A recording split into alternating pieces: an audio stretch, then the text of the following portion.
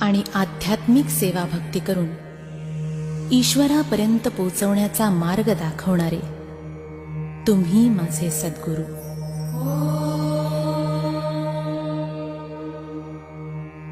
गुरु शिवाय जीवन व्यर्थ आहे. जीवनामध्ये गुरु शिवाय पर्याय नाही आणि म्हणूनच गुरु भक्ती करणे अनिवार्य आहे.